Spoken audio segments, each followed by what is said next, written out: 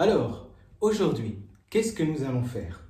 Nous allons discuter ensemble de l'avantage, je pense, d'apprendre le français en ligne. Vous savez, aujourd'hui, il y a énormément de pays qui sont francophones et pour toutes les personnes qui souhaitent voyager, s'expatrier, mais qui ont un problème de langue, par exemple, nous allons voir ensemble pourquoi, déjà premièrement, pourquoi ce serait des pays francophones qu'il faudrait en tout cas privilégier pour faciliter la vie du quotidien.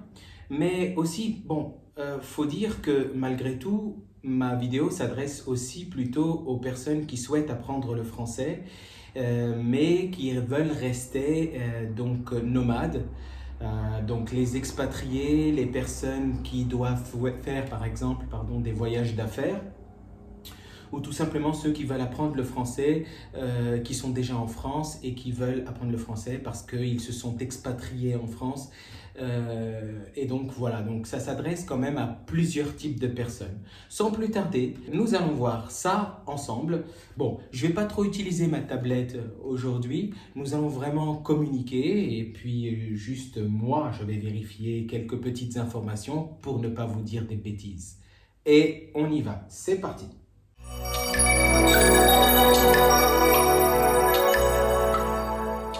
Premièrement, pourquoi c'est intéressant d'apprendre le français en ligne?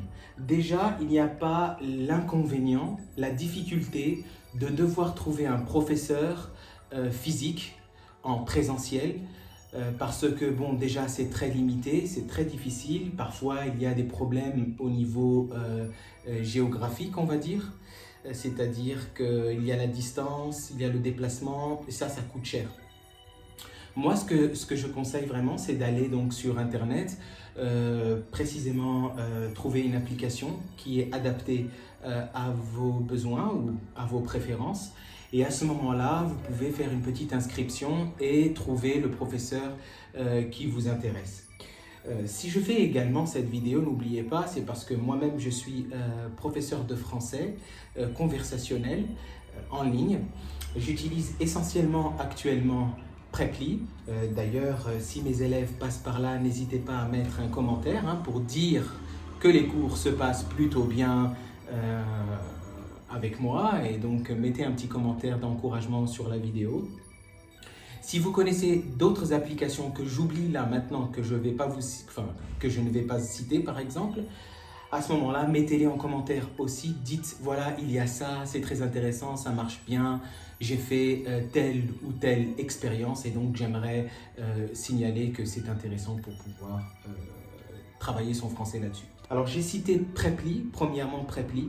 Il y a le lien de mon profil Preply dans le descriptif. Mais sinon, il y en a d'autres. Déjà, il y en a un qui est très connu, c'est italki aussi. J'ai découvert récemment Amazing, je ne sais pas comment on prononce, Talker. Ça aussi, c'est intéressant. Il y a en fait vraiment beaucoup. Il y a aussi Babel. Il y a, bon, vous connaissez, il y a Duolingo, mais c'est pas avec un professeur, donc c'est cool. Ça peut être un complément, mais c'est mieux d'avoir un professeur en ligne. Il y en a vraiment une grande liste. Si vous voulez, vous me demandez et puis je peux changer le descriptif pour mettre vraiment toutes les applications.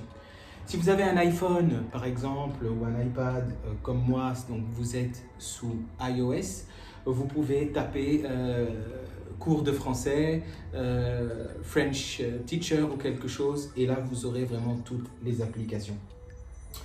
Alors l'avantage c'est que, alors il y a plusieurs avantages, déjà aussi le fait que vous pouvez choisir parmi une multitude de professeurs de toute origine, de tout horizon. Donc moi je suis français natif, je suis parisien et j'ai grandi, j'ai évolué dans la région parisienne, ce qui veut dire que j'ai une facilité pour pouvoir enseigner le français, mais il y a des Français vraiment de toute origine et de toute zone géographique, de partout, quoi, qui peuvent enseigner le français.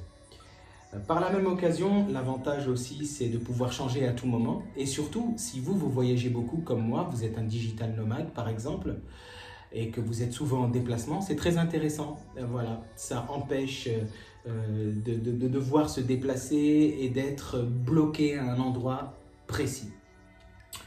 Donc, si vous avez des questions par rapport à ça, n'hésitez pas à m'envoyer. Et si vous avez besoin de booker avec moi aussi, n'hésitez pas à m'envoyer en commentaire ou m'envoyer un message.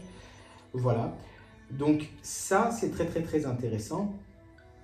Ce que je peux vous conseiller aussi, c'est de lire par exemple des livres en français ou des articles.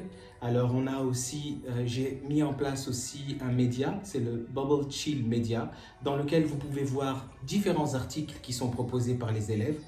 On a travaillé ça, bon, on travaille ça avec l'intelligence artificielle bien sûr, ça facilite le processus et il y a vraiment tous les sujets, c'est les élèves qui me proposent des sujets et moi en fait je crée l'article tout d'abord en anglais, ensuite on les traduit et c'est ce que je fais dans quasiment beaucoup de vidéos quand je parle d'un sujet en particulier. Ce que je fais, c'est que je crée l'article et ensuite je mets le lien dans mes vidéos YouTube pour que vous puissiez aller vérifier, que ce soit pour le sujet, si il vous intéresse, ou que ce soit pour pratiquer la langue, pour lire, pour pouvoir débattre avec moi par la suite. Voilà, je pense que j'ai quasiment tout dit. Si vous voulez donner votre expérience, encore une fois, j'insiste aujourd'hui, c'est vrai pour les commentaires, si vous voulez vraiment parler de votre expérience, de l'apprentissage du français en ligne, dites-le en commentaire. Si vous-même vous êtes professeur en ligne, vous pouvez parler de ça, vous pouvez dire qu'est-ce que vous pensez de ça. Il y a des personnes qui sont contre parce qu'ils n'aiment pas le pourcentage qui est prélevé par les plateformes. Parce qu'à chaque fois, nous avons un pourcentage qui est prélevé, évidemment, c'est comme toutes les plateformes, quelles qu'elles soient, et c'est normal. Moi, je trouve que c'est normal et je trouve même que c'est très pratique. Je peux donc vous citer la liste de tous les pays francophones intéressants. Voilà, si jamais vous passez par là ou si jamais vous souhaitez vous expatrier dans l'un de ces pays tout en pouvant pratiquer la langue française. Alors déjà, il y a énormément de pays africains. Cela va de soi, donc c'est tout à fait logique, c'est normal qu'il y ait autant de pays africains. Alors le Bénin, je sais pas, là où le Burkina Faso, je pense que c'est le Burkina Faso, Burundi, Cameroun, République centrafricaine, Comores, Congo, République démocratique du Congo évidemment, Côte d'Ivoire, Djibouti, Gabon, Guinée, Madagascar, Mali, Niger, Rwanda, le Sénégal, les Seychelles, on a le Tchad et on a le Togo. Les pays d'Amérique, donc les Caraïbes, bien sûr, Canada principalement, Québec, voilà, Ontario, je pense aussi, Haïti, on a la Belgique, bon, la France évidemment, le Luxembourg, Monaco, pardon, et la Suisse. Je vous ai fait une toute petite liste d'applications très connues ou de sites internet connus pour l'apprentissage du français. J'ai intégré dedans Duolingo, même si bon, notre objectif c'est d'avoir un professeur en ligne. On a Preply en numéro 1, on a italki, Amazing Talker, je vous ai parlé de ça, Babel, LingQ, je pense, voilà, donc idéal pour immersion par lecture et écoute. Buzu, voilà, ça a apparemment une bonne structure, échange avec une communauté. Hello Talk, Tandem, Duolingo, donc je vous ai dit que j'avais intégré Duolingo, et Memrise. Voilà, c'est quelques petites indications, mais comme je vous ai déjà demandé, n'hésitez pas à intervenir pour me dire ce que vous en pensez. Très bien, c'est tout. À plus, ciao ciao.